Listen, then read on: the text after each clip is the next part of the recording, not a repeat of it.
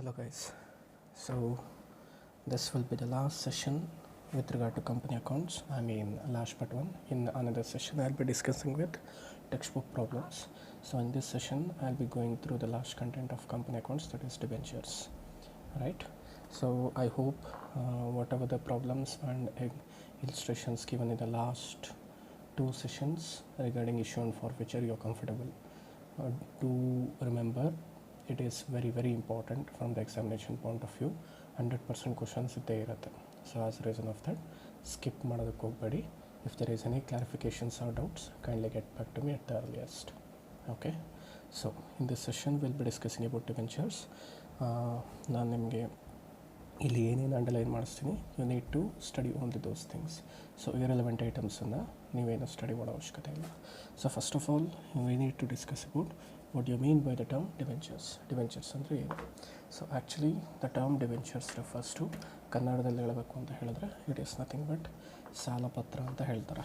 Okay, so ಇಲ್ಲಿ ಏನು debentures ಅಂದರೆ, a debenture is a bond issued by the company under its sale acknowledging a debt and containing particulars as regards repayment of the principal and interest. Okay, so what exactly do you mean by debentures? Debentures ಅಂದರೆ ಕಂಪನಿಯವರು ನಿಮ್ಮ ಹತ್ರ ಏನಾದರೂ ಸಾಲ ತೊಗೊಂಡಿದ್ದಾರೆ ಅಂತ ಹೇಳಿದ್ರೆ ಅದಕ್ಕೆ ಅವ್ರು ನಿಮಗೊಂದು ಸರ್ಟಿಫಿಕೇಟ್ ಕೊಡ್ತಾರೆ. Like we A limited being A company A limited has received so and so amount from so and so person and we will be paying such person the respective interest and principal at a prescribed date. So ಈ ಥರ ನಿಮಗೊಂದು certificate ಕೊಡ್ತಾರೆ. So ಅದನ್ನು ನಾವೇನಂತ ಹೇಳ್ತೀವಿ, debentures. ಅದನ್ನು ಇವ್ರು ಹೇಳಿದರು ಅಕ್ನಾಲಜಿಂಗ್ ಅಂತ ಹೇಳಿದ್ರೆ ಒಪ್ಕೊಳ್ಳೋದು, ನಾವು ಇವ್ರ ಹತ್ರ ಸಾಲ ತೊಗೊಂಡಿದ್ದೀವಿ ಅಂತ ಒಪ್ಕೊಳ್ಳೋದನ್ನು ಅಕ್ನಾಲಜಿಂಗ್ ಅಂತ ಹೇಳ್ತೀವಿ. ಓಕೆ, ಏನು ತೊಗೊಂಡಿದ್ದೀವಿ ಮತ್ತು ಏನು ಪೇಮೆಂಟ್ ಮಾಡಬೇಕು, both principal as well as interest. Okay, and also ಇಲ್ಲಿ ಒಂದು ಮೋರ್ ಟೈಮ್ ಇದೆ, ಚಾರ್ಜ್. ಸೊ ಅದನ್ನು ನಾನು ಲೇಟರ್ ಆನ್ ಡಿಸ್ಕಸ್ ಮಾಡ್ತೀನಿ. ಚಾರ್ಜ್ ಅನ್ನೋದು ನಿಮ್ಮ ಏನು what you call it as in this level ಇದು ಅಷ್ಟೊಂದು ಇಂಪಾರ್ಟೆಂಟ್ ಅಲ್ಲ, ಬಟ್ ಸ್ಟಿಲ್ ಇದಕ್ಕೆ ನಿಮಗೆ ಒಂದು ಕ್ಲಿಯರ್ ಕಟ್ ಬ್ರೀಫ್ ಇಂಟ್ರೊಡಕ್ಷನ್ ನಾನು ಲೇಟರ್ ನಿಮಗೆ ಕೊಡ್ತೀನಿ. ರೈಟ್, ಸೊ ಮೀನಿಂಗ್ ಗೊತ್ತಾಯಿತು. So one more very much important thing here is this one note. No company shall issue any debentures carrying any voting rights. ಅಂದರೆ voting rights ಯಾವತ್ತೂ ಇರೋದು share ಹೋಲ್ಡರ್ಸ್ಗೆ ಮಾತ್ರ. ಅದು especially share ಹೋಲ್ಡರ್ಸಲ್ಲಿ ಯಾರು ವೋಟಿಂಗ್ ರೈಟ್ಸ್ ಇರುತ್ತೆ, only equity share ಹೋಲ್ಡರ್ಸ್ಗೆ. Sir preference share ಹೋಲ್ಡರ್ಸ್ಗೆ ವೋಟಿಂಗ್ ರೈಟ್ಸ್ ಇರಲ್ವಾ? ಇರುತ್ತೆ, ಬಟ್ ಯಾವಾಗ only when the preference dividend is not paid for a continuous period of 2 years, ಆವಾಗ ಮಾತ್ರನೇ ಪ್ರಿಫರೆನ್ಸ್ ಶೇರ್ ಹೋಲ್ಡರ್ಸ್ಗೆ ವೋಟಿಂಗ್ ರೈಟ್ಸ್ ಸಿಗುತ್ತೆ. So when we are speaking in general terms, voting rights will be generally enjoyed by equity share holders. And debenture ಹೋಲ್ಡರ್ಸ್ಗೆ ಯಾವುದೇ ಕಾರಣಕ್ಕೂ voting rights ಕೊಡೋ ಹಾಗಿಲ್ಲ. ಅಕಸ್ಮಾತ್ ಬೈ ಮಿಸ್ಟೇಕ್ ಏನಾದರೂ ಕಂಪ್ನಿಯವರು ಇಶ್ಯೂ ಮಾಡ್ತಾ ಇದ್ದಾರೆ ವೋಟಿಂಗ್ ರೈಟ್ಸ್ ಆಫ್ ಡಿಬೆಂಚರ್ಸ್ ಅಂತ ಹೇಳಿದ್ರೆ, it will be the clear cut violation of the companies act. ಅವರು ಪ್ರಾಬ್ಲಮ್ಸ್ ಫೇಸ್ ಮಾಡಬೇಕಾಗುತ್ತೆ, hence it will not be done. Okay, right. Next characteristics ಅಥವಾ ಫೀಚರ್ಸ್ ಏನೇನಿರುತ್ತೆ. Number 1 ಏನು ಡಿಬೆಂಚರ್ಸ್ ಫೀಚರ್ಸ್ ಕ್ಯಾರೆಕ್ಟರಿಸ್ಟಿಕ್ ಮೊದಲನೇದು, it is documents which evidences. ಅಂದರೆ ಯಾರಾದರೂ ನೀನೀಗ ಸಾಲ ಕೊಟ್ಟಿದ್ದೀನಿ ಅಂದರೆ ಪ್ರೂಫ್ ಏನು ಅಂತ ಕೇಳ್ತಾರಲ್ಲ, so this debenture certificate act as a proof to a respective person so that he can prove if any litigation is claimed tomorrow in the court that I being a person has paid so and so amount to a company.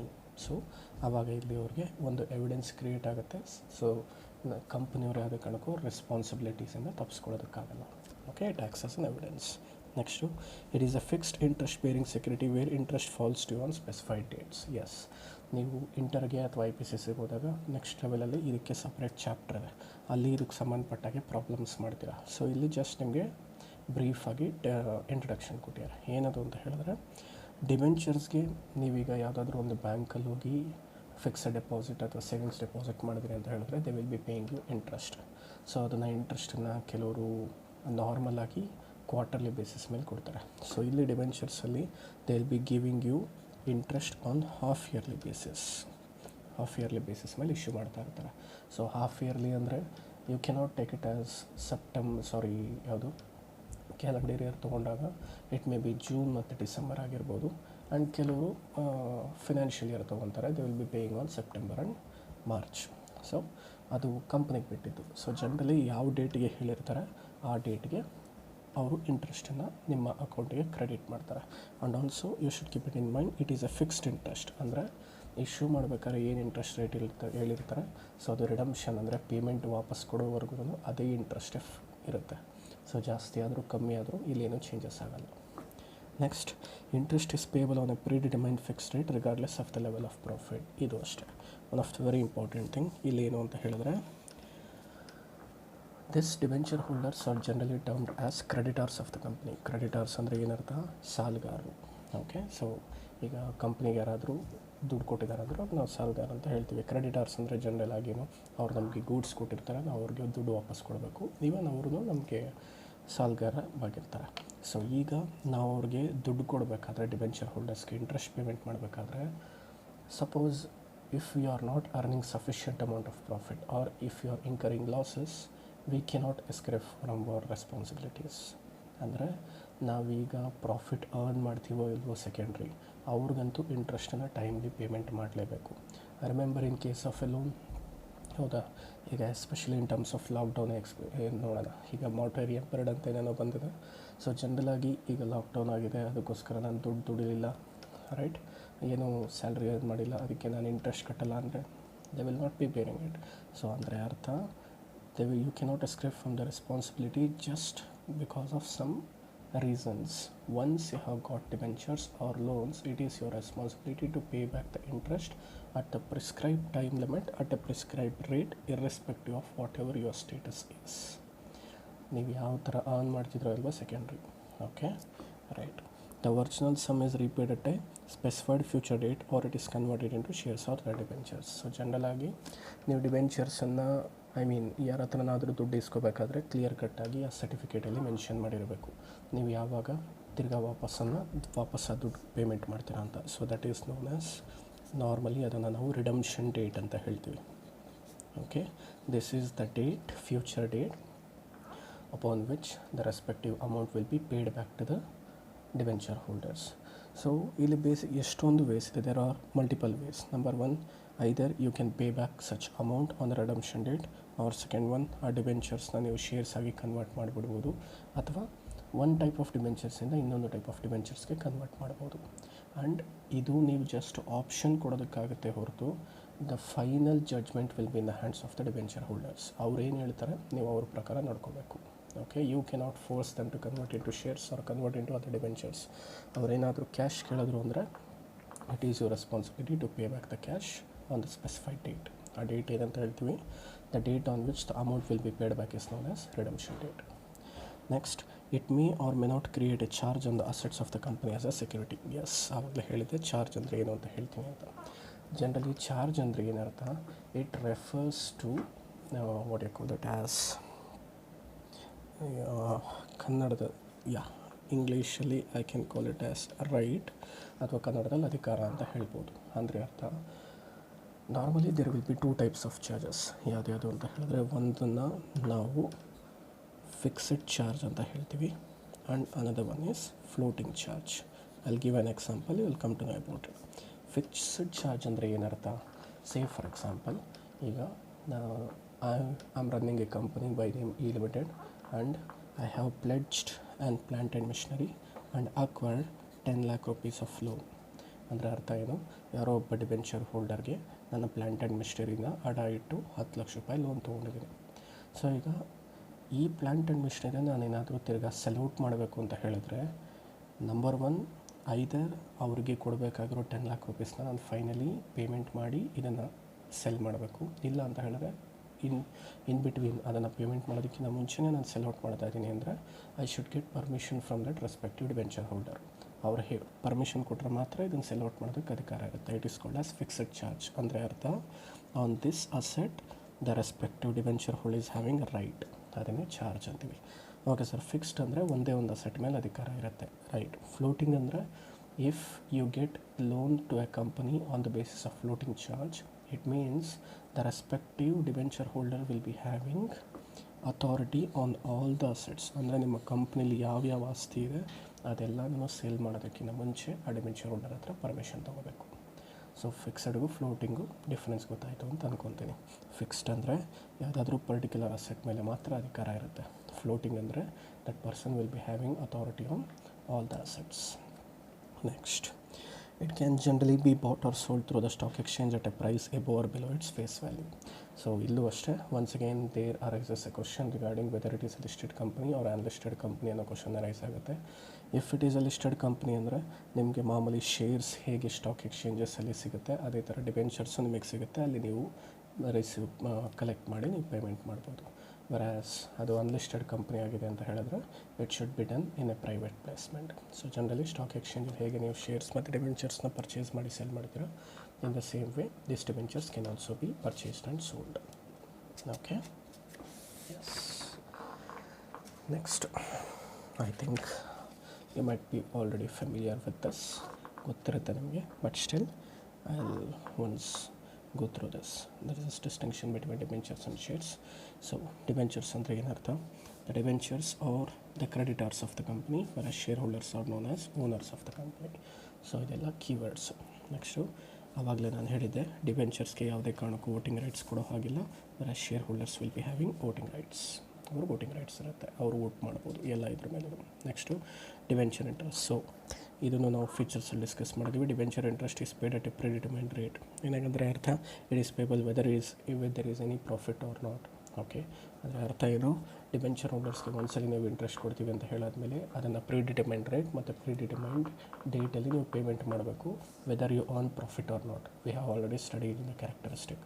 And also ಅಕಸ್ಮಾತ್ ಏನಾದರೂ company shut down ಆಗಿದೆ ಅಂತ ಹೇಳಿದ್ರು before share holders debentures must be paid first. ಅದಾದಮೇಲೆ ದುಡ್ಡು ಏನಾದರೂ ಸಿಕ್ಕಿದೆ ಅಂತ ಹೇಳಿದ್ರೆ ಶೇರ್ ಹೋಲ್ಡರ್ಸ್ಗೆ ಪೇಮೆಂಟ್ ಮಾಡ್ತೀರಾ. ಅದಕ್ಕೆ ಹೇಳ್ಕೊಟ್ಟಿರೋದು debentures rank ahead of all types of shares at the time of redemption. ಇವ್ರಿಗೆ ದುಡ್ಡು ಕೊಟ್ಟು ಆಮೇಲೆ ಪ್ರಿಫರೆನ್ಸ್ ಶೇರ್ ಹೋಲ್ಡರ್ಸ್ಗೆ ಕೊಡ್ತೀವಿ, ಆಮೇಲೆ equity share holders last. Next, ಡಿಬೆಂಚರ್ಸ್ಗೆ ಕೊಡೋ ಅಮೌಂಟನ್ನು ಇಂಟ್ರೆಸ್ಟ್ ಅಂತ ಹೇಳ್ತೀವಿ, ವೆರಾಸ್ ಶೇರ್ ಹೋಲ್ಡರ್ಸ್ಗೆ ಕೊಡೋ ದುಡ್ಡನ್ನು ಡಿವಿಡೆಂಡ್ ಅಂತೀವಿ. ಸೊ ಡಿವಿಡೆಂಡು ಇಂಟ್ರೆಸ್ಟ್ ಕೊಟ್ಟಾದಮೇಲೆ ಮಿಕ್ಕಿದ್ರೆ ದುಡ್ಡು ಅವ್ರಿಗೆ ಕೊಡೋದು. Okay, S.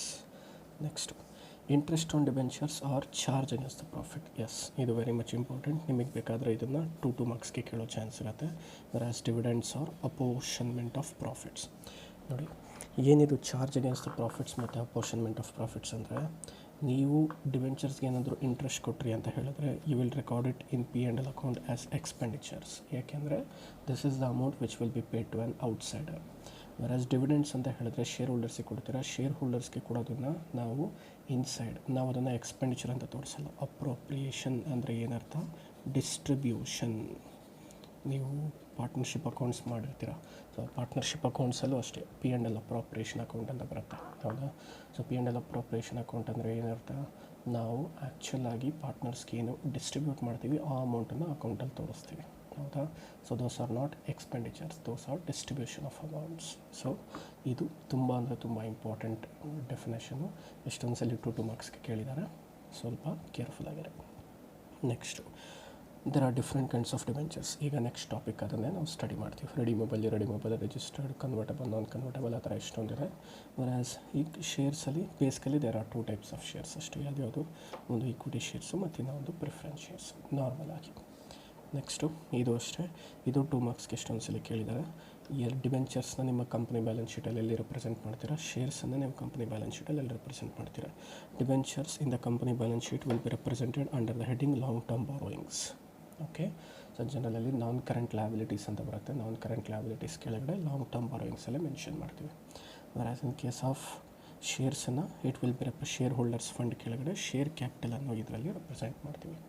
ಓಕೆ, ಇದು ಅಷ್ಟೇ, ನಿಮಗೆ ಬೇಸಿಕ್ ಆಗಿರೋದ್ರಿಂದ ಇವೆಲ್ಲ ಕೇಳುವಂಥ ಚಾನ್ಸಸ್ ಜಾಸ್ತಿ ಇರುತ್ತೆ, be ready. Next, debentures can be converted into other shares. ಓದಿದ್ವಿ ಫೀಚರ್ಸಲ್ಲಿ.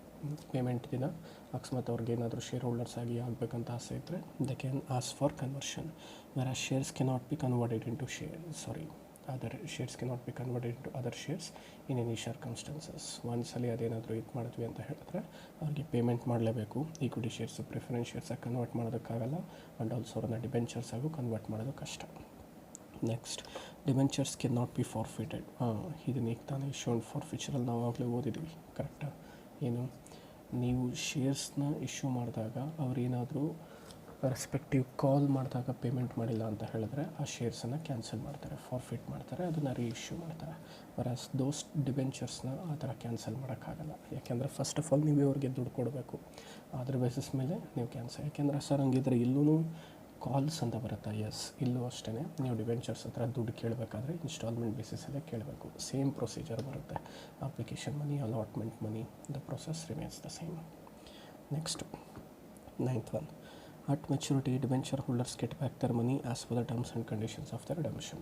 ರಿಡೆಂಪ್ಷನ್ ಡೇಟ್ ದಿನ ನಿಮಗೆ ಏನು ಆ್ಯಕ್ಚುಲಾಗಿ ದುಡ್ಡಿರುತ್ತೆ ಆ ದುಡ್ಡನ್ನು ಟೈಮಿಗೆ ಸರಿಯಾಗಿ ಪೇಮೆಂಟ್ ಮಾಡಬೇಕು. ಈಕ್ವಿಟಿ ಶೇರ್ ಹೋಲ್ಡರ್ಸ್ಗೆ ದುಡ್ಡು ಕೊಡೋದು ಯಾವಾಗ ಅಂತ ಹೇಳಿದ್ರೆ can not get back their amount before liquidation. ಅಂದರೆ ಲಿಕ್ವಿಡೇಷನ್ ಆಗೋದಕ್ಕಿಂತ ಮುಂಚೆ ದುಡ್ಡು ಸಿಗೋದು ಪ್ರಿಫರೆನ್ಸ್ ಶೇರ್ ಹೋಲ್ಡರ್ಸ್ಗೆ ಮಾತ್ರ. ಈಕ್ವಿಟಿ ಶೇರ್ ಹೋಲ್ಡರ್ಸ್ಗೆ ದುಡ್ಡು ಸಿಗಬೇಕಂದ್ರೆ ಕಂಪ್ನಿ ಶಟ್ ಡೌನ್ ಆಗಲೇಬೇಕು. Until and unless the company get shut down, equity share holders will not get back their complete amount. Whereas debenture ಹೋಲ್ಡರ್ಸ್ಗೆ ಒಂದು ಟೈಮ್ ಲಿಮಿಟ್ ಇರುತ್ತೆ, ಆ ಟೈಮ್ ಲಿಮಿಟ್ ಒಳಗಡೆ ಪೇಮೆಂಟ್ ಮಾಡಲೇಬೇಕು. ನೆಕ್ಸ್ಟ್, ಇದು ಆವಾಗಲೇ ಗೊತ್ತಿದೆ ನಿಮಗೆ. At the time of liquidation ಯಾರಿಗೆ ಫಸ್ಟ್ ಪೇಮೆಂಟ್ ಮಾಡ್ತಾರೆ? First debenture holders will be paid before the shareholders. ಅದನ್ನೇ ಈ ಕಡೆ ಕೊಟ್ಟಾರೆ. Shareholders will be paid at last after paying the debenture holders. So debentures will be paid first rank, whereas shareholders will be paid in the second rank. Okay, so you better remember all the things. ಇದೇನು ನಿಮಗೇನು ಹೊಸದಲ್ಲ ಮತ್ತು ತುಂಬ simple ಆಗಿದೆ, ಓದ್ಬೋದು, ಜ್ಞಾಪಕ ಇಟ್ಕೋಬೋದು. Don't take any choices. Okay, next types of debentures. So when it comes to types of debentures, first one, ಇಲ್ಲಿ 5 types ಮೇಲೆ ಇದನ್ನು ನಾವು ಕ್ಲಾಸಿಫಿಕೇಷನ್ ಮಾಡ್ತೀವಿ. On the basis of security, on the basis of convertibility, on the basis of permanence, on the basis of negotiability, on the basis of priority. On the basis of security basically there are 2 types. ಇಲ್ಲಿ second one ಇದೆ, ನಾನು ಇಲ್ಲೇ discuss ಮಾಡಿಬಿಡ್ತೀನಿ. ಒಂದು secured debentures ಮತ್ತು ಇನ್ನೂ ಒಂದು unsecured debentures ಅಂತೀವಿ. ಅನ್ಸೆಕ್ಯೂರ್ಡ್ ಡಿಬೆಂಚರ್ಸ್ ಅಥವಾ it is also called as naked debentures ಅಂತ ಹೇಳ್ತೀವಿ. ಸೊ ಸೆಕ್ಯೂರ್ಡ್ ಡಿಬೆಂಚರ್ಸ್ ಅಂದರೆ ಏನರ್ಥ? ಸೊ ಡಿಬೆಂಚರ್ ಹೋಲ್ಡರ್ಸ್ ಹತ್ರ ನಾವು ದುಡ್ಡು ತೊಗೋಬೇಕಾದ್ರೆ ಅವ್ರಿಗೆ ಯಾವುದಾದ್ರೂ ಅಸೆಟ್ಸನ್ನು ಪ್ಲೆಡ್ಜ್ ಮಾಡಿ ಆಮೇಲೆ ಅವ್ರ ಹತ್ರ ದುಡ್ಡು ತೊಗೊತೀವಿ. ಸೊ ಇಲ್ಲಿ ನಾನು ಆವಾಗಲೇ ಇದನ್ನು ಡಿಸ್ಕಸ್ ಮಾಡಿದ್ದೀನಿ, ಇನ್ನೊಂದ್ಸಲಿ ತೊಗೊಳ್ಳಲ್ಲ. ಫ್ಲೋಟಿಂಗ್ ಚಾರ್ಜ್ ಮತ್ತು ಫಿಕ್ಸೆಡ್ ಚಾರ್ಜ್ ಹೇಳಿದ್ದೀನಿ. ಫಿಕ್ಸೆಡ್ ಚಾರ್ಜ್ ಅಂದರೆ ಯಾವುದಾದ್ರೂ ಒಂದು ಅಸೆಟ್ಟನ್ನು ನಾವು ಪ್ಲೆಡ್ಜ್ ಮಾಡಿ ದುಡ್ಡು ತೊಗೊತೀವಿ. ಫ್ಲೋಟಿಂಗ್ ಚಾರ್ಜ್ ಅಂದರೆ we may pledge all the assets of the company and take the amount. It is called as floating charge. So ಇಲ್ಲಿ ನಾವೇನಾದರೂ ದುಡ್ಡು ಕೊಡಲಿಲ್ಲ ಅಂತ ಹೇಳಿದ್ರೆ the respective debenture holders will be having authority on my assets, so they are secured. ಅದೇ unsecured ಅಥವಾ naked debentures ಅಂದರೆ ಏನರ್ಥ? Very simple thing. The term unsecured or naked debentures ಇಲ್ಲಿದೆ ನೋಡಿ. ನೇಕೆಡ್ ಡಿಬೆಂಚರ್ಸ್ ಅಂದರೆ they will not be having any security. So ಅದಕ್ಕೆ ಇವ್ರನ್ನ unsecured persons ಅಂತ ಹೇಳ್ತೇವೆ. Okay, right. Next convertible debentures. ಇದು ವೆರಿ ಸಿಂಪಲ್ ಥಿಂಗ್, ಗೊತ್ತಿರುತ್ತೆ ನಿಮಗೆ. Convertible debentures and non convertible debentures. Convertible debentures ಅಂದರೆ these debenture holders will be getting converted into equity shares if at the time of redemption. Okay, ಬೇಕಾದರೆ ಅವರು convert ಆಗ್ಬೋದು. Whereas non convertible debentures ಅಂದರೆ these are the debentures which cannot be converted into shares in future. ಅವ್ರಿಗೆ ನಾವು ವಾಪಸ್ಸು payment ಮಾಡಲೇಬೇಕು. So convert ಆಗುವಾಗಿದ್ದರೆ convertible debentures ಅಂತೀವಿ. ಯಾವುದೇ ಕಾರಣಕ್ಕೂ ಕನ್ವರ್ಟ್ ಆಗೋಲ್ಲ ಅಂದರೆ ನಾನ್ ಕನ್ವರ್ಟಬಲ್ ಡಿಬೆಂಚರ್ಸ್ ಅಂತೀವಿ. Next, permanence. Redeemable debentures and irredeemable debentures. Redeemable debentures ಅಂದರೆ these debentures are repayable as per the terms of the issue. For example, ಈಗ ಇವತ್ತಿನ ದಿನ ಯಾವುದೊಂದು, ಫಾರ್ ಎಕ್ಸಾಂಪಲ್ 1st June 2020 ನಾನು ಯಾವುದೊಂದು ಡಿಬೆಂಚರ್ಸ್ನ ಇಶ್ಯೂ ಮಾಡ್ತಾಯಿದ್ದೀನಿ ಆ್ಯಂಡ್ 8 years ಆದಮೇಲೆ ನಾನು ಅವ್ರಿಗೆ ಪೇಮೆಂಟ್ ಮಾಡ್ತೀನಿ ಅಂದರೆ there is a clear cut date upon which I will be paying such amount. Okay, so clear cut date mention ಆಗಿದೆ. ಸೊ ಇದನ್ನು ನಾವೇನಂತ ಹೇಳ್ತೀವಿ? Redeemable debentures. ರಿಡೀಮಬಲ್ ಅಂದರೆ ಪೇಔಟ್, ಅಂದರೆ ಯಾವತ್ತು ಪೇಔಟ್ ಆಗುತ್ತೆ ಅನ್ನೋದು ಕ್ಲಿಯರ್ ಕಟ್ಟಾಗಿ ಮೆನ್ಷನ್ ಆಗಿದೆ. ಇರ್ರಿಡೀಮಬಲ್ ಡಿಬೆಂಚರ್ಸ್ ಅಂದರೆ at the time of issuing the debentures I will not mention anything. ಅವ್ರಿಗೆ ಯಾವತ್ತು ಪೇಮೆಂಟ್ ಮಾಡ್ತೀನಿ ಅಂತಲೇ ಮೆನ್ಷನ್ ಆಗೋಲ್ಲ. ಹಾಗಿದ್ರೆ ಅವ್ರಿಗೆ ಯಾವಾಗ ಪೇಮೆಂಟ್ ಆಗುತ್ತೆ sir? These debentures are not payable repayable during the lifetime of the company. Sir ಹಾಗಿದ್ರೆ ಯಾವಾಗ ಪೇಮೆಂಟ್ ಆಗುತ್ತೆ ಅವ್ರಿಗೆ? These are repaid only at the time of liquidation. Company shut down ಆದಾಗ ಮಾತ್ರ ಇವ್ರಿಗೆ ಪೇಮೆಂಟ್ ಆಗುತ್ತೆ. ಇವಾಗ ನಾವೇನಂತ ಹೇಳ್ತೀವಿ? Irredeemable debentures. ಇನ್ನೊಂದು ಹೆಸರು ಇದೆ, it is also known as perpetual. Okay, next negotiability. Negotiability ಅಂದರೆ ಏನರ್ಥ? ಎಸ್, ಇಲ್ಲಿ ಇಷ್ಟೊಂದು ನಿಮಗೆ ಕಂಟೆಂಟ್ ಬೇಡ, ಇಲ್ಲಿ ಬೇಸಿಕಲಿ ಒಂದು ಎಕ್ಸಾಂಪಲ್ ಬೇಕು ನಿಮಗೆ. ಆ ಎಕ್ಸಾಂಪಲ್ ತೊಗೊಂಡ್ರೆ ನಿಮಗೆ ತುಂಬ important. Whenever you purchase a shares or whenever you purchase debentures of a company, basically ನೀವು ಪರ್ಚೇಸ್ ಮಾಡಿದ ತಕ್ಷಣವೇ ಕಂಪ್ನಿಯವ್ರ ಹತ್ರ ಒಂದು ಬುಕ್ ಇರುತ್ತೆ. ಅದನ್ನು ನಾವು ರಿಜಿಸ್ಟರ್ ಆಫ್ ಡಿಬೆಂಚರ್ಸ್ ಅಂತ ಹೇಳ್ತೀವಿ ಇನ್ ಕೇಸ್ ಆಫ್ ಡಿಬೆಂಚರ್ಸಲ್ಲಿ. ಸೊ ನೀವು ಪರ್ಚೇಸ್ ಮಾಡಿದ ತಕ್ಷಣ ಡೈರೆಕ್ಟಾಗಿ ಹೋಗಿ ಅವರು ಈ ಬುಕ್ಕಲ್ಲಿ ನಿಮ್ಮ ಹೆಸರು ಮತ್ತು ಯಾವತ್ತು ನೀವು ಪರ್ಚೇಸ್ ಮಾಡಿದ್ದೀರಾ, ಎಷ್ಟು ಡಿಬೆಂಚರ್ಸ್ ಪರ್ಚೇಸ್ ಮಾಡಿದ್ದೀರಾ, ಯಾವತ್ತು ಪೇಮೆಂಟ್ ವಾಪಸ್ ಕೊಡಬೇಕಾಗಿದೆ, ಅದೆಲ್ಲ ಡೀಟೇಲ್ಸು ಇದರಲ್ಲಿ ಬರೆದಿರ್ತಾರೆ. ಸೊ ರಿಜಿಸ್ಟರ್ಡ್ ಡಿಬೆಂಚರ್ಸ್ ಅಂದರೆ ಏನರ್ಥ? Interest with respect to those debenture holders will be paid only to those persons whose name is return in this register. ಅಂದರೆ ಅರ್ಥ, ಫಾರ್ ಎಕ್ಸಾಂಪಲ್, ಈಗ there is a company by name XYZ Limited. My father will go and purchase 1000 debentures in that company. Okay, ನಾನು ಹೋಗಿ ಇಲ್ಲಿ ಇಂಟ್ರೆಸ್ಟನ್ನು collect ಮಾಡೋದಕ್ಕಾಗಲ್ಲ, ನನಗವ್ರು interest ಕೊಡಲ್ಲ. ಯಾಕೆ ಅಂತ ಹೇಳಿದ್ರೆ ರಿಜಿಸ್ಟರ್ ಆಫ್ ಡಿಬೆಂಚರ್ಸಲ್ಲಿ the name written will be of my dad's. So ನಮ್ಮ ಡ್ಯಾಡೇ ಹೋಗಿ ಅಲ್ಲಿ ದುಡ್ಡನ್ನು ಕಲೆಕ್ಟ್ ಮಾಡಿ ಬರಬೇಕು. ಓಕೆ, ಸೊ ಅಲ್ಲಿಗೆ whose name is mentioned in this register, only that person will be authorized to collect the interest and any other person will be ineligible. Next, bearer debentures ಅಂದರೆ ಏನರ್ಥ? In case of bearer debentures, ಈಗ XYZ ಲಿಮಿಟೆಡಲ್ಲಿ my father has percent 1000 debentures, ಅದರಲ್ಲಿ ಯಾವುದೇ ಹೆಸರು ಬರ್ದಿರ್ತಾರೋ ಇಲ್ವೋ secondary, ನನಗೊಂದು certificate ಕೊಟ್ಟಿರ್ತಾರೆ. ಬೇರರ್ ಡಿಬೆಂಚರ್ಸ್ ಅಂದರೆ ಈ ಸರ್ಟಿಫಿಕೇಟ್ನ ತೊಗೊಂಡೋಗಿ ಯಾರು ಕಂಪನಿಗೆ ತೋರಿಸ್ತಾರೆ ಅವ್ರಿಗೆ ಡಿಬೆಂಚರ್ಸ್ ಇಂಟ್ರೆಸ್ಟನ್ನು ಪೇಮೆಂಟ್ ಮಾಡ್ತಾರೆ.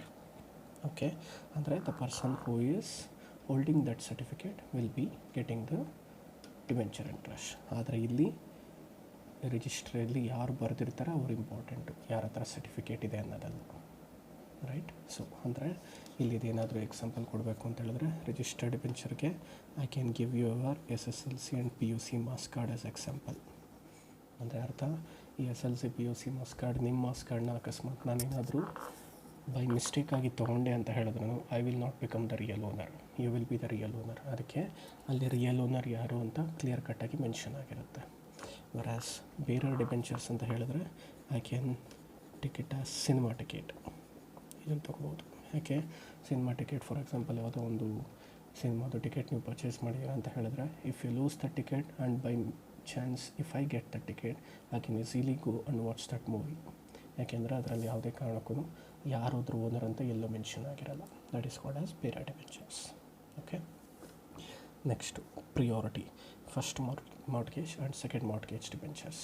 Okay, first mortgage, second mortgage ಅಂದರೆ say for example I am having an plant and machinery worth rupees 50 lakhs. Okay, ಇಲ್ಲೇನು ಮಾಡ್ತೀನಿ, there is A person by name A, ಅವ್ರಿಗೆ ಇದನ್ನು ನಾನು ಇಶ್ಯೂ ಮಾಡಿ ಈ ಪ್ಲಾಂಟ್ ಆ್ಯಂಡ್ ಮೆಷಿನರಿನ ಪ್ಲೆಡ್ಜ್ ಮಾಡಿ I will take 20 lakh rupees loan from that person. Next mister P, ಆಮೇಲೆ ಇದೇ ಪ್ಲಾಂಟ್ ಆ್ಯಂಡ್ ಮೆಷಿನರಿನ ಪ್ಲೆಡ್ಜ್ ಮಾಡಿ I will take 15 lakh rupees loan. Okay, ಇನ್ನೊಂದು ಪರ್ಸನ್ ಇದ್ದಾನೆ C ಅಂತ, ಅವನಿಗೆ ಇದೇ ಮೆಷಿನರಿನ ಪ್ಲೆಡ್ಜ್ ಮಾಡಿ 2 lakh rupees ಲೋನ್ ತೊಗೊತೀನಿ. ಸರ್ ಒಂದೇ ಮಿಷಿನರಿ ಅಷ್ಟೊಂದು ಜನಕ್ಕೆ ಇಶ್ಯೂ ಮಾಡಿದ್ದೀರಲ್ಲ, ಮಾಡ್ಬೋದು. ಯಾಕೆಂದರೆ my machinery is worth such amount, so ಆ ಕಾರಣಕ್ಕೆ ನಾನು ಪ್ಲೆಡ್ಜ್ ಮಾಡ್ಬೋದು, ಅದರಲ್ಲಿ ಏನು ತಪ್ಪಿಲ್ಲ. Okay, so 20 lakh, 15 lakh and 2 lakh ಅಂತ ಹೇಳಿದ್ರೆ ಈಗ 3 ಜನಕ್ಕೆ ನಾನು ಈ ಪ್ಲಾಂಟ್ ಆ್ಯಂಡ್ ಮೆಷಿನರಿ ಇಶ್ಯೂ ಮಾಡಿದ್ದೀನಿ. ಫಾರ್ ಎಕ್ಸಾಂಪಲ್, ಈಗ certain plant and part of the plant and machinery sale ಮಾಡಿ, ಅವ್ರ ಪರ್ಮಿಷನ್ ತೊಗೊಂಡು ನಾನು ಸೇಲ್ ಮಾಡಿ I will generate an amount worth rupees 9 lakh. The question is, ಈ 9 lakh rupeesನ ನಾನು ಯಾರಿಗೆ ಕೊಡಬೇಕು? Whether I should give it to A only, or I should give it to A and B only, or I should give it to all the persons A, B and C in the ratio, ಪ್ರಪೋರ್ಷನೇಟಾಗಿ ಕೊಡಬೇಕಾ? That is the question. Okay, ಇಲ್ಲಿ if I go by this priority ಅಂತ ಹೇಳಿದ್ರೆ ಏನಿದ್ರ ಅರ್ಥ? According to this type of priority debentures, until and unless the debt of the first person is cleared, you are not supposed to pay any amount to the second person. Until and unless the first and second person's debt is cleared, you are not supposed to give it to the third person. So ಅಂದರೆ ಅರ್ಥ, ಈ 9 lakh rupees ಯಾರಿಗೆ ಹೋಗುತ್ತೆ? The entire 9 lakh rupees will be given to Mr. A, ಅವ್ರಿಗೆ ಕೊಡಬೇಕು. Okay. So ಇವರು 20 lakh ಎಲ್ಲ ತೀರಿಸಾದ್ಮೇಲೆ next ಪಿಗೆ ಪೇಮೆಂಟ್ ಆಗುತ್ತೆ. ಬಿದೆಲ್ಲ ಪೇಮೆಂಟ್ ಕ್ಲಿಯರ್ ಆದಮೇಲೆ ನೆಕ್ಸ್ಟು ಸಿ ಹೋಗುತ್ತೆ. ಸೊ ಅದನ್ನೇ ನಾವೇನಂತ ಹೇಳ್ತೀವಿ, ರ್ಯಾಂಕಿಂಗ್ ಮಾಡಿರ್ತೀವಿ. ಅದನ್ನೇ first mortgage, second mortgage, third, fourth ಈ ಥರ ಹೇಳೋದು. ಓಕೆ, ಇಲ್ಲಿ ಕೊಟ್ಟಿದ್ದಾರೆ ನೋಡಿ. These debentures are payable first out of property charge, and second ಅಂದರೆ these debentures are payable after satisfying the first mortgage debentures. ಇವ್ರಿಗೆ ಸ್ಯಾಟಿಸ್ಫೈ ಆಗೋವರೆಗೂ ಇವ್ರಿಗೆ ಕೊಡೋ ಹಾಗಿಲ್ಲ, ಸೆಕೆಂಡ್ ಸ್ಯಾಟಿಸ್ಫೈ ಆಗೋವರೆಗೂ ಥರ್ಡಿಗೆ ಕೊಡೋ ಹಾಗಿಲ್ಲ. Okay, right. ಸೊ ಇನ್ನು ನೆಕ್ಸ್ಟ್ ಇಷ್ಟು ನಿಮ್ಗೆ ಇದರಲ್ಲಿರುವಂಥ theoretical aspects. So when it comes to next practical ಆಸ್ಪೆಕ್ಟ್ಸಿಗೆ ಬಂದಾಗ, ಬಿಗಿನಿಂಗಲ್ಲಿ will be discussing about issue of debentures. Right guys. So ಈಗ let us think about issue of debentures. So issue of debentures ಬಂದಾಗ ನಾಪ್ಕಾರ್ಲಿ generally ನಾವು ಇಲ್ಲಿ when it comes to ಇದು ಬೇಡ, ಡಿಬೆಂಚರ್ಸ್ ಅಂತ ಬಂದಾಗ ದೆರ್ ಆರ್ ಟೂ ಥಿಂಗ್ಸ್. ಏನು, ಒಂದು ಜನರ ಹತ್ರ ದುಡ್ಡು ಕಲೆಕ್ಟ್ ಮಾಡಬೇಕಾದ್ರೆ we will issue the debentures, and ಅವ್ರಿಗೆ ದುಡ್ಡು ವಾಪಸ್ ಪೇಮೆಂಟ್ ಮಾಡಬೇಕಾದ್ರೆ it will be called as redemption of debentures. So shares ಬಂದಾಗ there are only two types. ಏನು, either we can issue the shares at par or it can be issued at premium. Discount ಆಗ್ತಿರಲಿಲ್ಲ, ಆದರೆ there is nothing like that here. ಆ ಥರ ಯಾವುದು ಇಲ್ಲಿ compulsion ಇಲ್ಲ. Okay, so issue ಅಂತ ಹೇಳಿದ್ರೆ it is generally you can issue the debentures at par, you can issue the debentures at premium, or you can issue the debentures at discount. In the same way when it comes to redemption you can do the same way. ಅವ್ರಿಗೆ ವಾಪಸ್ ದುಡ್ಡು ಕೊಡಬೇಕಾದ್ರೂ ಪಾರಲ್ಲಿ ಕೊಡ್ಬೋದು, ಪ್ರೀಮಿಯಮಲ್ಲಿ ಕೊಡ್ಬೋದು. Discount ಯಾರೂ ತೊಗೊಳ್ಳಲ್ಲ. It is not possible. ಯಾಕೆಂದರೆ 100 ರೂಪಾಯಿ ಕೊಟ್ಬಿಟ್ಟು ಯಾರು ವಾಪಸ್ 90 ರೂಪಾಯಿ ತೊಗೊಳ್ಳಲ್ಲ. Practically it is not possible. So issue ಮಾಡಿದಾಗ they will be taking in 3 types, and redemption ತೊಗೋಬೇಕಾದ್ರೆ par and premium. Okay, so ಈ ಥರ ಇರುತ್ತೆ. ಸೊ ಯಾವುದೇ ಕಾರಣಕ್ಕೂ ನಿಮಗಿಲ್ಲಿ ಬಿಗಿನಿಂಗ್ ಥರ ನಿಮಗೆ ಶೇರ್ಸಲ್ಲಿ ಇಶ್ಯೂಲ್ಲಿ ಹೇಗೆ ನಾವು ಜನರಲ್ ಎಂಟ್ರೀಸ್ ಪಾಸ್ ಮಾಡ್ತೀವಿ, 2 ಎಂಟ್ರೀಸು, ಅಪ್ಲಿಕೇಶನ್ ಮನಿಗೆ, ಅಲಾಟ್ಮೆಂಟ್ ಮನಿಗೆ, ಅದೆಲ್ಲ ನಾವು ತೊಗೊಳೋದಕ್ಕೆ ಹೋಗಲ್ಲ ನಾನಿಲ್ಲಿ. ಸೊ ದೇರ್ ಆರ್ ಸರ್ಟನ್ ಇಲ್ಸ್ಟ್ರೇಷನ್ಸ್ ಇರುತ್ತೆ, ನಾನು ಅದನ್ನು ನಿಮಗೆ ಇಲ್ಲಿ ಸಾಲ್ವ್ ಮಾಡಿಸ್ತೀನಿ, ನೀವು ಅದನ್ನೇ ತೊಗೋಬೋದು. Okay, generally they are asking the same type of problems in the examination, right? Okay,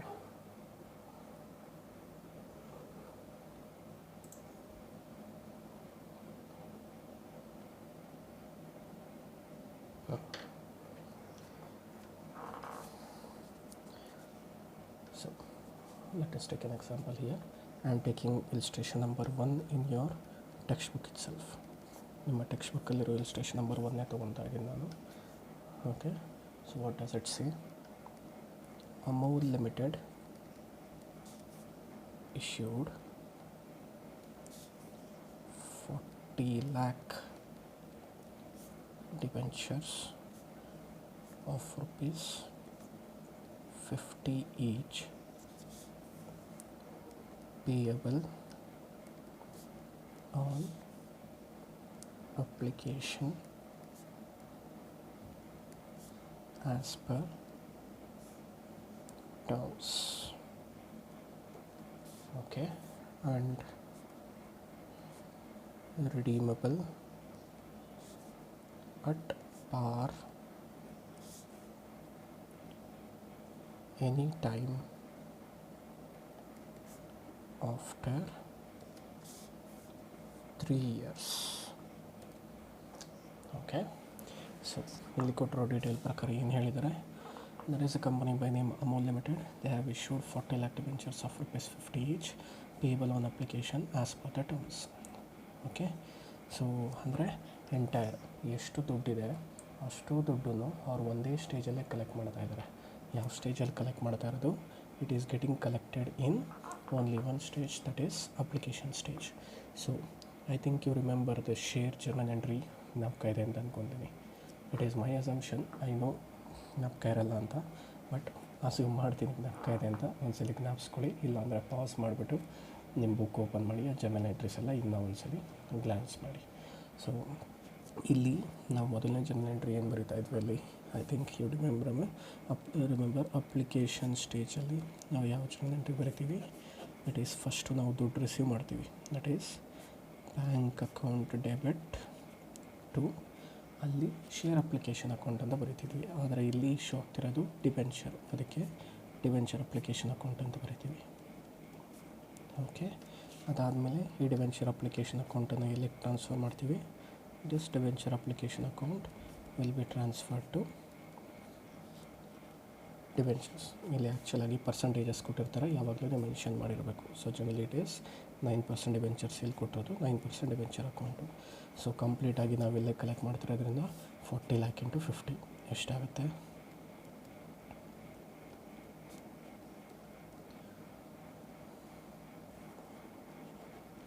okay, I think it will be around 200 crores ಆಗುತ್ತೆ ಅಂತ ಅನಿಸುತ್ತೆ. 200 crores and 200 crores. Okay, so it's very simple journal entries. So ಇದನ್ನು general ಆಗಿ ನಾವೀಗ application ಸ್ಟೇಜಲ್ಲಿ collect ಮಾಡ್ತಾ ಇದ್ದೀವಿ. ಅದೇ ಅಕಸ್ಮಾತ್ ಇದೇ ಪ್ರಾಬ್ಲಮ್ಮೇ ತೊಗೊಳ್ಳೋದು, ಈಗ the same problem if think ಹೇಗೆ ಸಾಲ್ವ್ ಮಾಡ್ಬೋದು. ನಂಬರ್ ಆಫ್ ಡಿಬೆಂಚರ್ಸು 40 lakh ಇದೆ, ಕರೆಕ್ಟಾ? ಅಮೌಂಟ್ ಬಂದು ವೆಯ್ಟ್ ಸೊ ಇಲ್ಲಿ ನಿಮಗೆ ಇದು ಬೇರೆ ಎಂಟ್ರಿ ಇತ್ತಲ್ವ, ಇರಲಿ. ಅಮೌಂಟ್ ಬಂದು 50 rupees ಇದೆ. ಸೊ ಅರ್ಲಿಯರಲ್ಲಿ ನಿಮಗೆ ಅಪ್ಲಿಕೇಶನ್ ಸ್ಟೇಜಲ್ಲಿ ಕಲೆಕ್ಟ್ ಮಾಡ್ತಾರೆ ಅಂದರು. ಸೊ ಈಗ ನಾನು 2 ಸ್ಟೇಜಲ್ಲಿ ಕಲೆಕ್ಟ್ ಮಾಡ್ತೀನಿ. ಫಸ್ಟ್ ಇನ್ಸ್ಟಾಲ್ಮೆಂಟಲ್ಲಿ 30 ರೂಪಾಯಿ ಕಲೆಕ್ಟ್ ಮಾಡ್ತಾರೆ, ಸೆಕೆಂಡ್ ಇನ್ಸ್ಟಾಲ್ಮೆಂಟಲ್ಲಿ 20 ರೂಪಾಯಿ ಕಲೆಕ್ಟ್ ಮಾಡ್ತಾರೆ ಅಂತ ತೊಗೊಳ್ಳೋಣ. ಅಂದರೆ ಅಪ್ಲಿಕೇಶನ್ 30 ರೂಪಾಯಿ, ಅಲಾಟ್ಮೆಂಟಲ್ಲಿ 20 ರೂಪಾಯಿ. ಸೊ ಆವಾಗ ಜನರಲ್ ಎಂಟ್ರಿ ಏನಾಗುತ್ತೆ, first in case of application ಅಕೌಂಟಲ್ಲಿ ಅಪ್ಲಿಕೇಶನ್ ಸ್ಟೇಜಲ್ಲಿ what is the general entry, first bank account debit to debenture application account. Next debenture application account debit to 9% debentures account.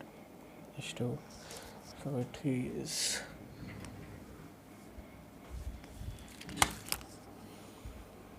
ಎಷ್ಟು ಬರುತ್ತಪ್ಪ amount, 40 lakh into 30, ಸೊ 120 crores ಬರುತ್ತೆ.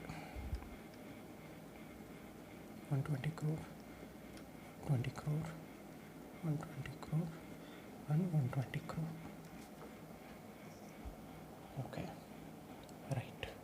Next in case of allotment ಸ್ಟೇಜಿಗೆ ಬಂದಾಗ, allotment first call ಸೆಕೆಂಡ್ ಕಾಲಲ್ಲೆಲ್ಲ ಏನಾಗುತ್ತೆ, first ನಾವು ದುಡ್ಡು ಫಸ್ಟು ನಾವು ಕಾಲ್ ಮಾಡ್ತೀವಿ, ಆಮೇಲೆ ದುಡ್ಡು ರಿಸೀವ್ ಮಾಡ್ತೀವಿ. ಸೊ ಇಲ್ಲೇನಾಗುತ್ತೆ, it will be debenture allotment account debit to 9% debenture account.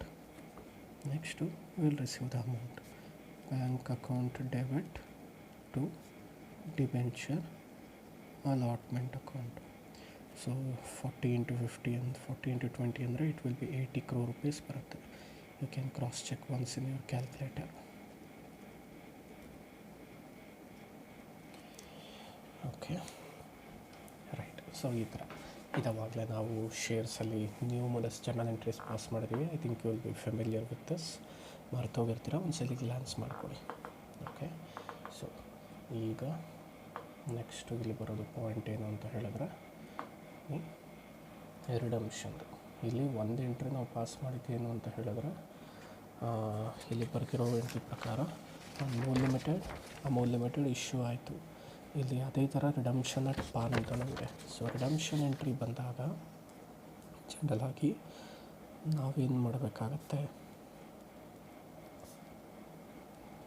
ಅವ್ರಿಗೆ ಪೇಮೆಂಟ್ ವಾಪಸ್ ಕೊಡಬೇಕು. ಸೊ ನಾವು ಎಲ್ಲಿವರೆಗೂ ಎಂಟ್ರಿ ಪಾಸ್ ಮಾಡಿರೋದು ಜಸ್ಟ್ issued ಅಷ್ಟೇ, only issue.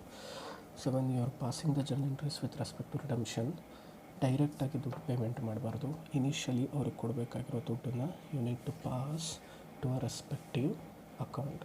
ಹೀಗೆ ಫಾರ್ ಎಕ್ಸಾಂಪಲ್, ಈಗ ಟೋಟಲಾಗಿ 200 crore rupees ದುಡ್ಡು ಕಲೆಕ್ಟ್ ಮಾಡಿದ್ವಿ. ಆ 200 crore rupees it is in debenture account. ಆ ಡಿಬೆಂಚರ್ ಅಕೌಂಟನ್ನು ಫಸ್ಟು ಡಿಬೆಂಚರ್ ಹೋಲ್ಡರ್ಸ್ಗೆ ಟ್ರಾನ್ಸ್ಫರ್ ಮಾಡಿ ನೆಕ್ಸ್ಟು ಪೇಮೆಂಟ್ ಮಾಡಬೇಕು. So first transfer entry. So transfer ಎಂಟ್ರಿಲಿ ಏನಾಗುತ್ತೆ, 9% debentures account debit to debenture holders account. Okay, so ಅವ್ರ ಹತ್ರ 200 ಕೋಟಿ ದುಡ್ಡು ಇಸ್ಕೊಂಡಿದ್ವಿ. ಆ 200 crores ಈಗ ಡಿಬೆಂಚರ್ ಹೋಲ್ಡರ್ಸ್ಗೆ ಕೊಡಬೇಕು. ನೆಕ್ಸ್ಟು ಈ ಡಿಬೆಂಚರ್ ಹೋಲ್ಡರ್ಸ್ಗೆ pay it through bank.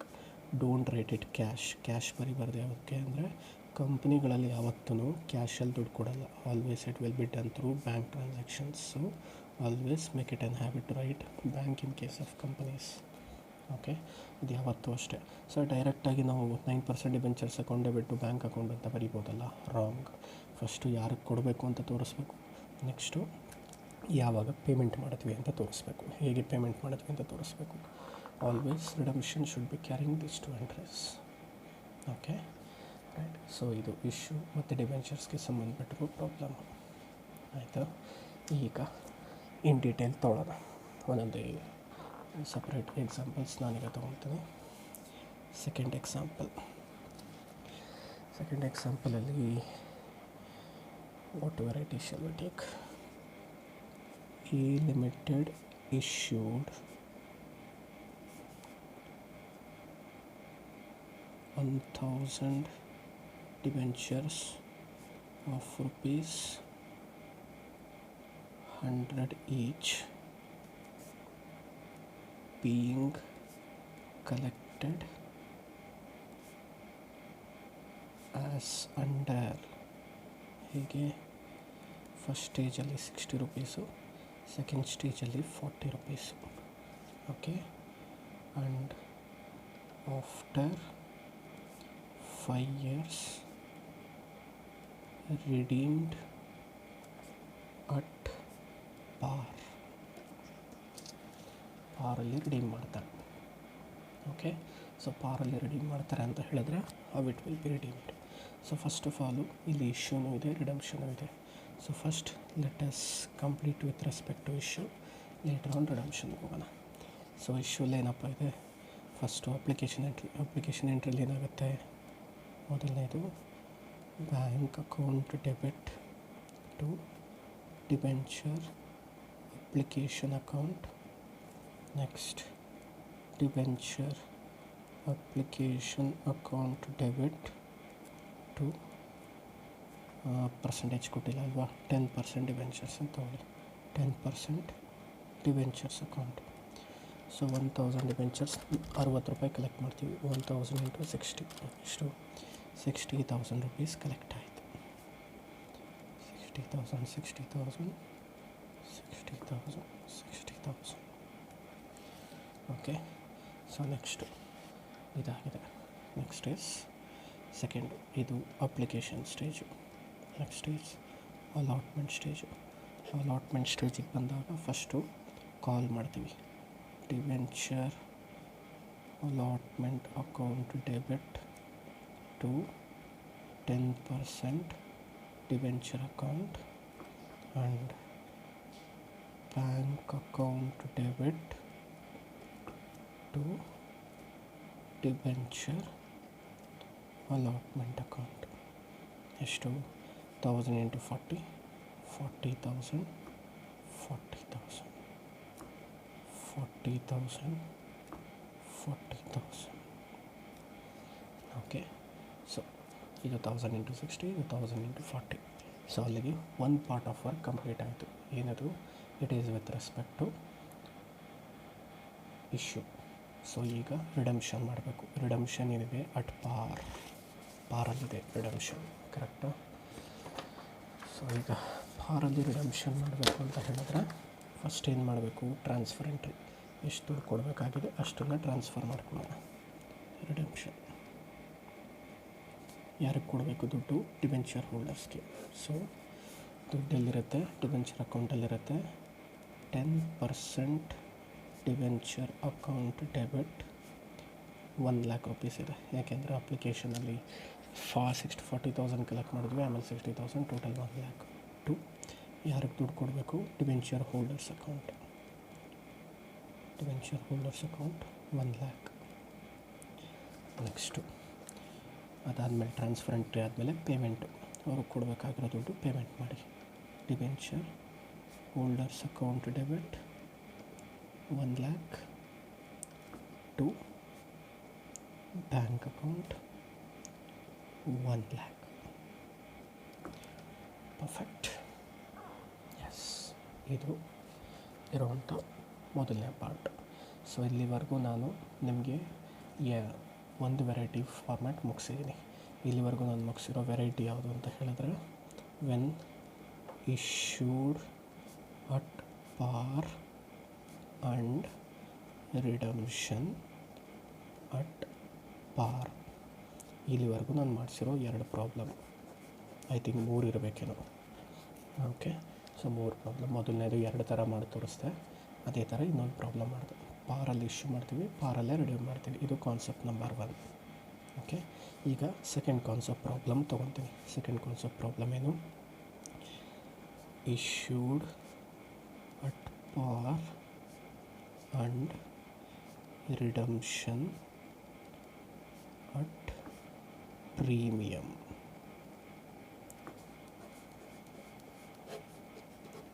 ಪ್ರೀಮಿಯಮಲ್ಲಿ redeem ಮಾಡ್ತೀವಿ. ಅವಾಗ ಏನಾಗುತ್ತೆ? ಎಕ್ಸಾಂಪಲ್, ಮೊದಲನೇದು question question number 1.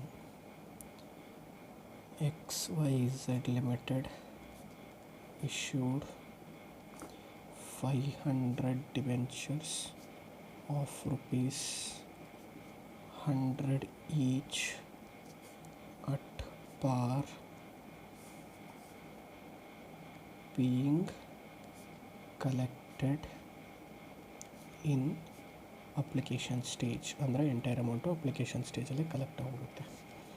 Application stage after 8 years, redeemable at ಎಷ್ಟು? 20% ಪ್ರೀಮಿಯಮ್. ಈಸ್ಕೊಂಡಿದ್ದು 100 ರೂಪಾಯಿ, ವಾಪಸ್ ಕೊಡ್ತಿರೋದು 20 ರೂಪಾಯಿ ಎಕ್ಸ್ಟ್ರಾ, 120. ಆವಾಗ ಹಿಂಗೆ ಪಾಸ್ ಮಾಡ್ತೀವಿ. ಫಸ್ಟು ಇಶ್ಯೂ ಎಂಟ್ರಿ ಕಂಪ್ಲೀಟ್ ಮಾಡ್ಕೊಳ್ಳೋಣ.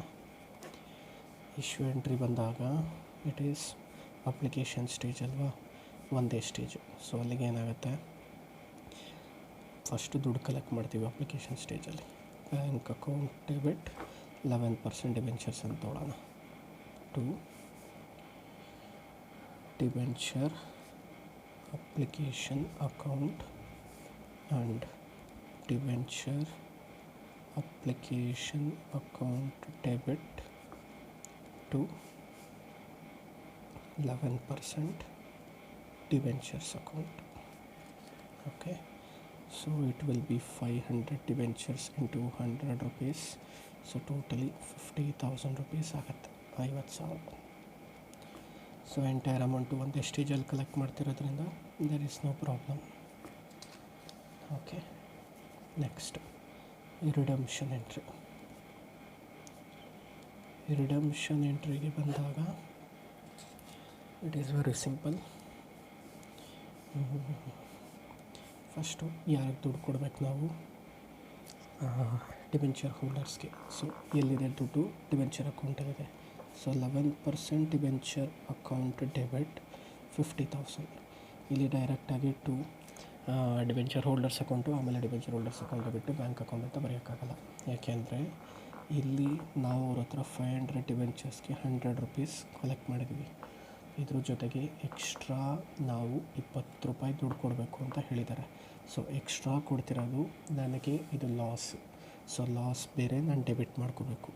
ಸೊ ಎಕ್ಸ್ಟ್ರಾ ಕೊಡೋ ದುಡ್ಡನ್ನು ನಾವು ಏನು ತೋರಿಸ್ಬೇಕು ಅಂದರೆ, premium on redemption of debentures account. ಒಂದು ಸೆಕೆಂಡ್ ನಾನು ರಿಪೀಟ್, ಕನ್ಫ್ಯೂಸ್ ಮಾಡ್ಕೋಬೇಡಿ. ನಾವು ಎಕ್ಸ್ಟ್ರಾ ದುಡ್ಡು ಕಲೆಕ್ಟ್ ಮಾಡಿದಾಗ ಸೆಕ್ಯೂರಿಟೀಸ್ ಪ್ರೀಮಿಯಮ್ ಕ್ರೆಡಿಟ್ ಮಾಡ್ತೀವಿ. ಆದರೆ ನಾವೇ ಎಕ್ಸ್ಟ್ರಾ ದುಡ್ಡು ಕೊಡ್ತೀವಿ ಅಂತ ಹೇಳಿದ್ರೆ we should debit premium on redemption of debentures account. ಎಷ್ಟು ಒಪ್ಕೊಂಡಿದ್ದೀವಿ, 500 ಡಿಬೆಂಚರ್ಸ್ಗೆ ಎಕ್ಸ್ಟ್ರಾ 20 ರೂಪೀಸ್ ಕೊಡ್ತೀವಿ ಅಂತ ಒಪ್ಕೊಂಡಿದ್ದೀವಿ. ಅಲ್ಲಿಗೆ we should give 10,000 rupees extra. So total ಆಗಿ ಡಿಬೆಂಚರ್ ಹೋಲ್ಡರ್ಸ್ಗೆ ಎಷ್ಟು ದುಡ್ಡು ಕೊಡಬೇಕು, to debenture holders account it is 60,000. Okay, next pay this amount to the debenture holders through bank. Debenture holders account debit 60,000 to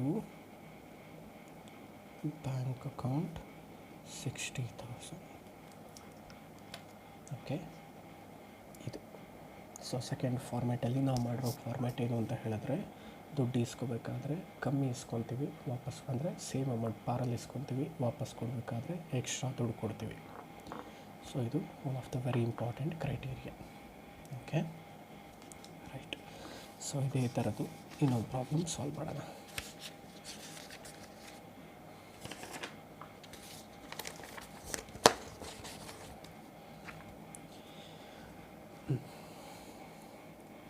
variety number 2 ಅಲ್ಲಿ problem number 2. So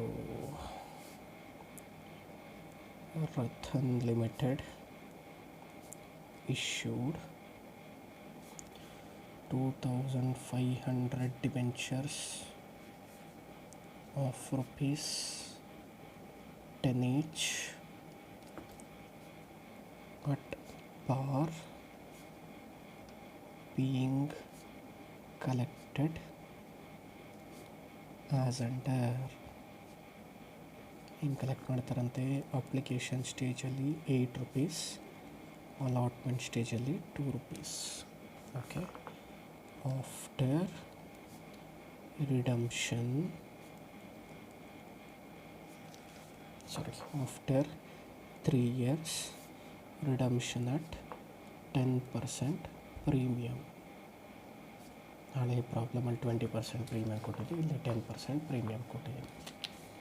okay, so ಈಗ first ಏನು discuss ಮಾಡಬೇಕು, issue entry pass ಮಾಡಬೇಕು. So issue ಎಂಟ್ರೀಸ್ಗೆ ಬಂದಾಗ first stage ಯಾವುದು, application stage.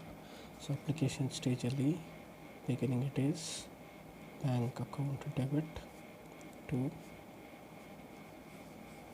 Debenture application account and debenture application account debit to assume it as 10% debentures, 10% debentures account. So 2,500, 8 rupees. So it will be 20,000, 20,000, 20,000, 20,000 and 20,000. Okay, right. Next redemption entry.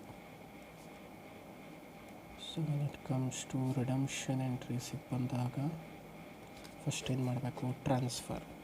So ಎಲ್ಲಿದೆ ದುಡ್ಡು, 10% ಡಿಬೆಂಚರ್ಸಲ್ಲಿ. 10% debenture account debit 20,000. ಎಷ್ಟು extra ದುಡ್ಡು ಕೊಡ್ತಾ ಇದ್ದೀವಿ, 10% ಅಂದರೆ 2,000 extra. Debit ಯಾವುದು, premium on redemption of debentures account. ನಾನು short ಫಾರ್ಮಲ್ಲಿ ಬರೆದಿರ್ತೀನಿ, ನೀವು ಫುಲ್ ಬರೀರಿ. Premium on redemption of debentures account debit to debentures holders account. ಎಷ್ಟು, 22,000. Later on pay them back. Debenture holders account debit 22,000 to bank account 22,000. Simple. Yes, ಇಷ್ಟು second format. Second ಫಾರ್ಮ್ಯಾಟಲ್ಲಿ ಏನಿದೆ, when the shares are issued at par and redemption at premium. ಕರೆಕ್ಟಾ? ಈಗ we should take the third format. Third format ಅಂದರೆ ಏನರ್ಥ, issued at discount and redemption at ಪಾರ್. Issue ಮಾಡಬೇಕಾದ್ರೆ 10 ಇದ್ರಲ್ಲಿ ಮಾಡ್ತೀವಿ, ರಿಡಮ್ಷನ್ ಪಾರಲ್ಲಿ ಮಾಡ್ತೀವಿ. Okay, so how it will be done.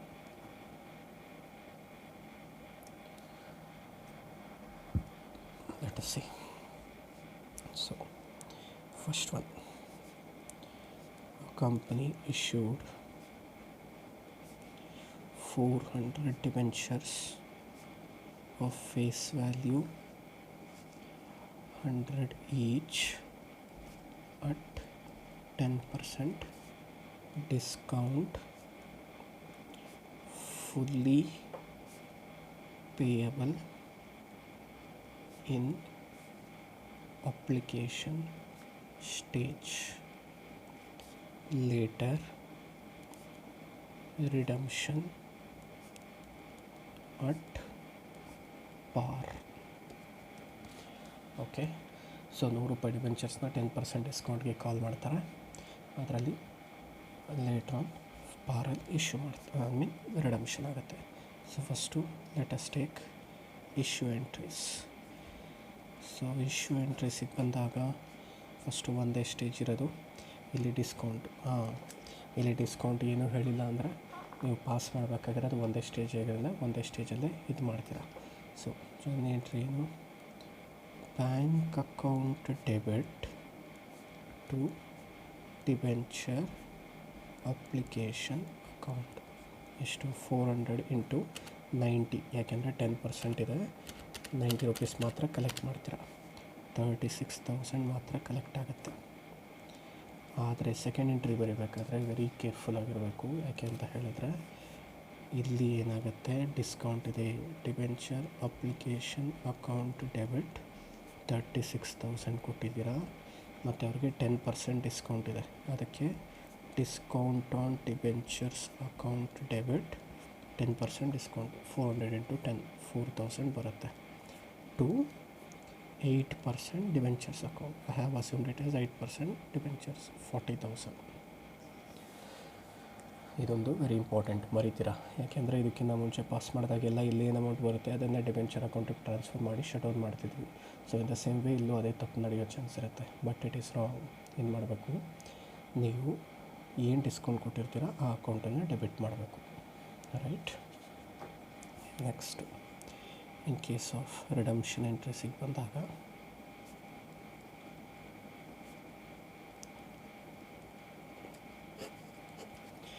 It will be first ಅವ್ರಿಗೆ ಕೊಡಬೇಕಾಗಿರೋ ದುಡ್ಡು 40,000 ದುಡ್ಡು ವಾಪಸ್ ಕೊಡ್ತೀವಿ, ಕಮ್ಮಿ ಕೊಡಲ್ಲ. So it will be 8% debentures account debit 40,000 to debenture holders account 40,000. Okay, later on pay them. Debenture holders account debit 40,000 to bank account 40,000. Okay, so ಈ ವೆರೈಟಿಲಿ ಇದು ತುಂಬ important. How do you record discount, right. So ಇದೇ ಥರದ್ದು ಇನ್ನೊಂದು problem. So next ಪ್ರಾಬ್ಲಮಲ್ಲಿ ಅಕಸ್ಮಾತ್ ಏನಾದರೂ allotment ಸ್ಟೇಜಲ್ಲಿ ಏನಾದರೂ ಪ್ರೀಮಿಯಮ್ ಕಲೆಕ್ಟ್ ಆದರೆ ಹೆಂಗೆ ಬರಿತೀವಿ ಅಂತ ಚೆಕ್ ಮಾಡೋಣ. Second problem. Okay, when it comes to allotment ಸ್ಟೇಜಲ್ಲಿ ಅಂದರೆ let us take a company issued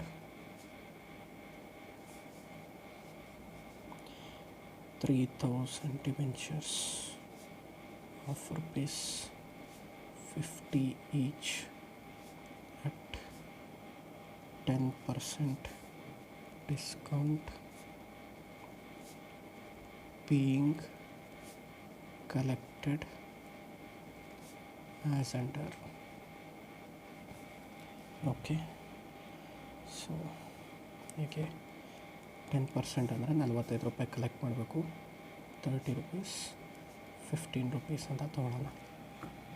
okay, 30 rupees and 15. So question remaining silent, ಏನೂ ಹೇಳಿಲ್ಲ ಅಂದರೆ ಪ್ರೀಮಿಯಮ್ ಆದರೂ ಆಗಿರಲಿ ಡಿಸ್ಕೌಂಟ್ ಆದರೂ ಆಗಿರಲಿ ಅದು ಯಾವಾಗಲೂ ಅದು ಅಲಾಟ್ಮೆಂಟ್ ಸ್ಟೇಜಲ್ಲೇ ಕಲೆಕ್ಟ್ ಆಗೋದು. ಸೊ ಇಲ್ಲಿ ಸೆಕೆಂಡ್ ಸ್ಟೇಜ್ ಅಂದರೆ allotment stage. Okay, and redemption at par. Okay, so first issue entries. So so issue ಎಂಟ್ರೀಸಿಗೆ ಬಂದಾಗ ಮೊದಲೇನು it is bank account debit to debenture application account. ಎಷ್ಟು?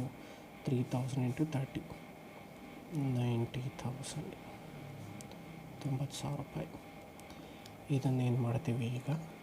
Debenture application account debit 90,000 to 12% debentures account. 90,000 assumption ಅಷ್ಟೇ ಇದು, 12% ಅನ್ನೋದು ಇಲ್ಲಿ ಕೊಟ್ಟಿರ್ತಾರೆ ನಿಮಗೆ ಪ್ರಾಬ್ಲಮಲ್ಲಿ, ನಾನು ಕೊಟ್ಟಿರಲಿಲ್ಲ ಅಷ್ಟೇ, ಬರ್ತೀನಿ. Next allotment stage. ಸರ್ ಹಳೇ ಸ್ಟೇಜಲ್ಲಿ ನೀವು ಇಲ್ಲೇ ರೆಕಾರ್ಡ್ ಮಾಡಿದ್ರಿ, ಅಲ್ಲಿ ಒಂದೇ ಸ್ಟೇಜ್ ಇತ್ತು, ಅದಕ್ಕೆ ಅಲ್ಲೇ ನಾನು ರೆಕಾರ್ಡ್ ಮಾಡಬೇಕಾಗಿತ್ತು ಡಿಸ್ಕೌಂಟು. ಇಲ್ಲಿ ಅಲಾಟ್ಮೆಂಟ್ ಸ್ಟೇಜಲ್ಲಿ ಅಂತ ಕೊಟ್ಟಿರೋದ್ರಿಂದ ನಾವು ಅಲಾಟ್ಮೆಂಟ್ ಸ್ಟೇಜಲ್ಲಿ ನಾವು ರೆಕಾರ್ಡ್ ಮಾಡಬೇಕು. ಎಲ್ಲೂ ಕೊಟ್ಟಿಲ್ವಲ್ಲ ಸರ್, ಅಸ್ಯೂಮ್ ಮಾಡಬೇಕು. ಏನೂ ಕೊಟ್ಟಿಲ್ಲ ಅಂದರೆ ಅಲಾಟ್ಮೆಂಟ್ ಸ್ಟೇಜ್ ಅಂತಲೇ.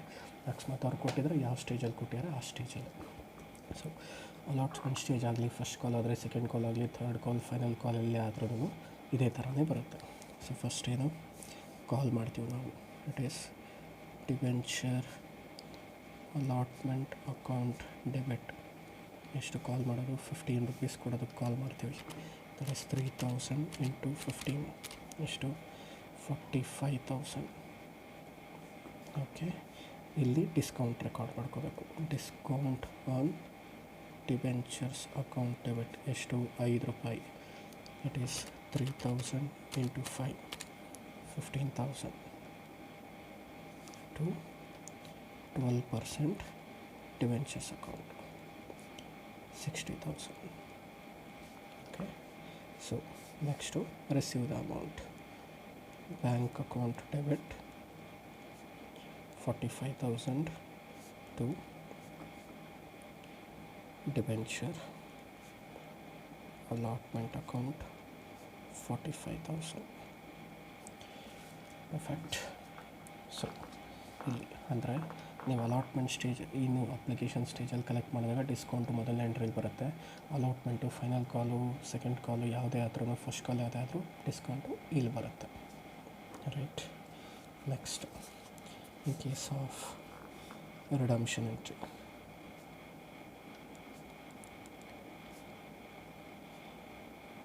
ರಿಡಂಪ್ಷನ್ ಎಂಟ್ರಿಲಿ ಏನಾಗುತ್ತೆ? ಇಟ್ ವಿಲ್ ಬಿ ಫಸ್ಟು ನಾವು ಟ್ರಾನ್ಸ್ಫರ್ ಮಾಡಬೇಕು. ಎಷ್ಟು ದುಡ್ಡು? ಇಲ್ಲಿ ಡಿಬೆಂಚರ್ ಅಟ್ ಪಾರ್ ಆಗಿರೋದ್ರಿಂದ 12% ಡಿಬೆಂಚರ್ ಅಕೌಂಟ್ ಡೆಬಿಟ್ 60,000 ರೂಪಾಯಿ. 60,000 to debenture holders account 60,000, pay them back. Debenture